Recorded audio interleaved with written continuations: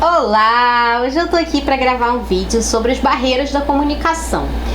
Sabe aquela história do telefone sem fio? Que é quando uma pessoa fala no ouvido de outra algo, aí essa segunda pessoa passa pro terceiro, aí vai passando pro quarto, porque quando chega no final, a pessoa que é a última tenta reproduzir a informação do início e vê que chegou o oposto, faltou vários pontos ali, chegou uma mensagem completamente errada do que foi no começo da história. Enfim, a comunicação ela é meio assim, né? Se a gente ignora algumas dessas barreiras de comunicação. E eu trouxe isso para quem está buscando mais clareza na comunicação. Acho que são informações importantes para a gente refletir, tanto da forma como a gente transmite uma mensagem quanto a gente recebe, porque dos dois lados precisa ter uma responsabilidade aí, né? E vocês vão perceber isso. Eu comecei a estudar esse assunto muito porque eu estava estudando para concurso público, então isso é um tema que cai muito em prova, tem vários estudos sobre isso que caem em provas de concurso da área de comunicação. Então se você está estudando ou pensa em estudar, fica aqui também meu resumo que posso te ajudar nisso. E se você não está estudando, não tem problema, usa isso na sua vida, porque vocês vão ver que muito do que eu falar aqui se aplica para muitas áreas da gente, do estudo que a gente faz, para a gente conseguir essa maior clareza na nossa comunicação, tá?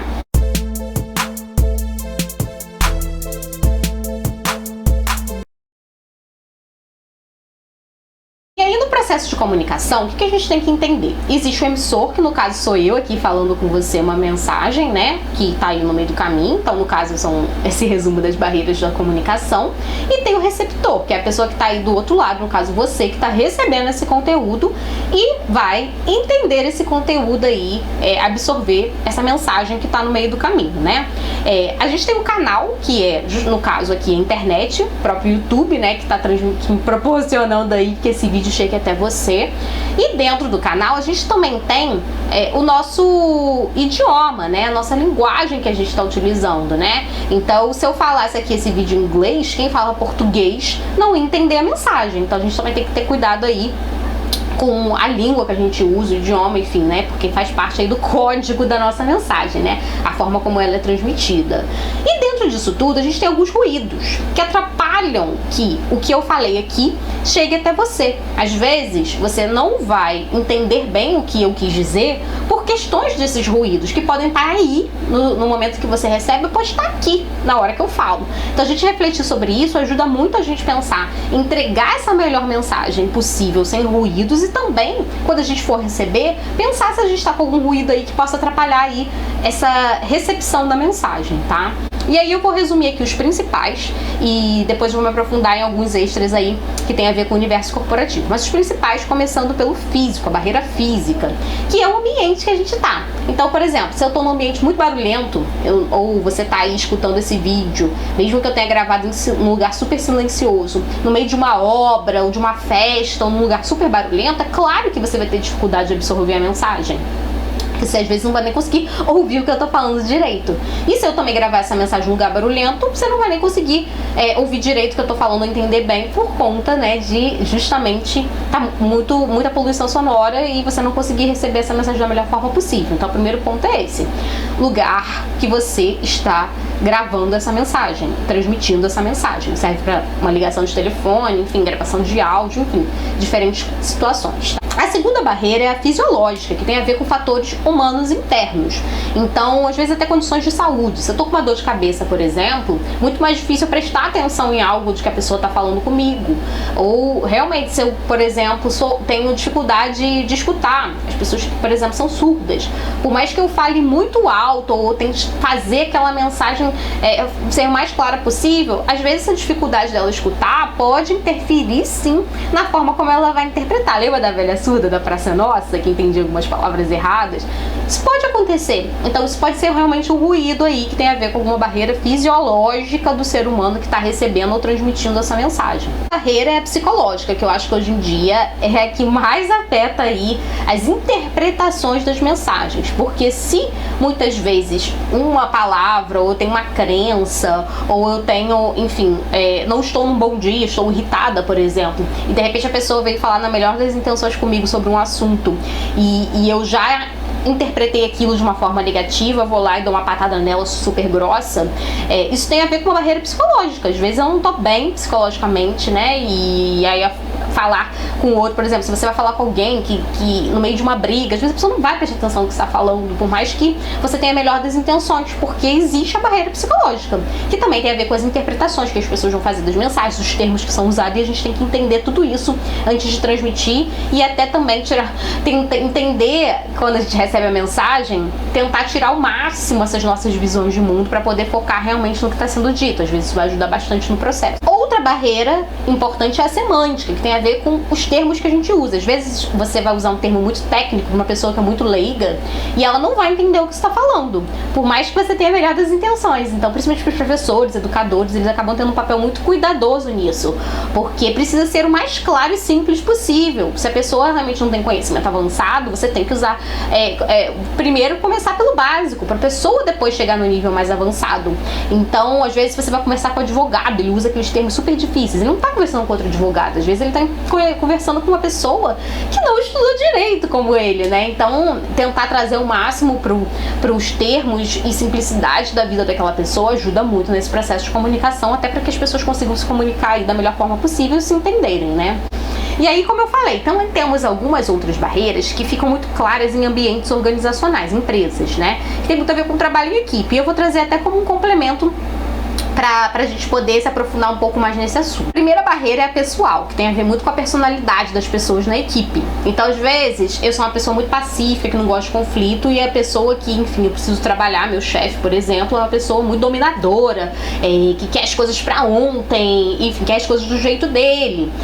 Esse conflito de personalidade pode gerar barreiras na comunicação. Pode ser difícil, de repente, eu falar de uma questão de trabalho, se de repente a outra pessoa, ela já tem essa personalidade mais difícil para mim, né, no caso. E aí, às vezes, as pessoas não se entendem, não por conta do conteúdo da mensagem, mas pela forma como elas recebem e entregam aquilo. Tem a ver com isso, de entender a empatia, é muito importante nesse processo, né? Você entender quem é a outra pessoa que vai receber a mensagem para entregar mais ou menos ali dentro do que você sabe que vai facilitar a aceitação daquela mensagem. O segundo ponto são as barreiras administrativas / burocráticas. Dependendo da empresa que você trabalha, às vezes o fluxo, os processos internos para que de repente, por exemplo, um e-mail que eu vá fazer chegue numa outra pessoa, passa por várias aprovações, por várias questões, enfim, burocráticas, que atrasam todo o processo e também dificultam o processo da comunicação. Então, às vezes esses fluxos muito complexos que passam por muitas dinâmicas atrapalham ou até ajudam, mas em geral eles atrapalham mais do que ajudam, por isso que eles são considerados barreiras de comunicação. Então é importante que a gente também tem que simplificar ao máximo essa chegada e ida de mensagem. Outro ponto que é o excesso de informação, que eu acho que vai até além do ambiente corporativo, né? Hoje em dia a gente consome muita informação o tempo inteiro. Então, no ambiente corporativo, às vezes você tá ali responsável por uma tarefa e aí várias pessoas começam a te passar coisas que você precisa considerar para aquela tarefa, você ainda tem que ler sobre um assunto. Enfim, você começa a ficar ali se sentindo muito pressionado e até sofrendo, né, para entregar aquilo, sem conseguir dar, com a sensação que não vai dar conta de tanta informação que você precisa absorver. E isso atrapalha muito a comunicação. Você fica exausto, você não vai conseguir entregar aquilo da melhor forma possível. Então, a gente conseguir fazer filtrar, chegar realmente a informação mais essencial e principal para aquela pessoa, ajuda e muito para que esse processo flua. Outro ponto que também tem a ver um pouco com isso, que é um pouco oposto, que é informações incompletas. Eu também não posso passar um mínimo de informação para a pessoa e faltar algo que é importante e relevante para que ela consiga executar um trabalho, porque senão ela vai executar daquela forma que ela acredita e alguma coisa vai ficar pendente, né, e eu não vou conseguir receber aí a comunicação como um todo porque faltou alguma coisa, né? Então, às vezes a pessoa disse uma coisa, quis dizer outra que não foi dita. Faltou informação. Como é que a pessoa vai ler a mente da outra? Isso não existe. A gente tem que ter esse cuidado de passar as informações essenciais. Não pode faltar e nem ter excesso para que o fluxo consiga fluir da melhor forma possível, né? E o último ponto que tem sido muito recorrente aí, acho que em forma de comunicação como um todo, que é a audição seletiva. Muitas vezes o inconsciente de algumas pessoas faz com que elas nem escutem o que é dito pelo outro. Então, às vezes, as minhas crenças, enfim, o que eu acredito e a minha visão de mundo faz com que eu até nem consiga prestar atenção em algumas coisas que estão sendo ditas em algumas conversas. Isso é muito ruim, porque Aí a gente tem até algumas origens como fake news, por exemplo, que nascem muito assim. Pega o título de uma mensagem, aquilo tá de acordo com o meu mundo, confirma o que eu penso, então eu vou compartilhar e vou falar para as pessoas consumirem aquilo. Mas isso não é saudável, porque a comunicação, como eu falei, eu tô falando algo para você e você vai receber aquilo. É importante que antes de você me responder, você consuma tudo que foi passado, para depois você avaliar o que você vai me responder.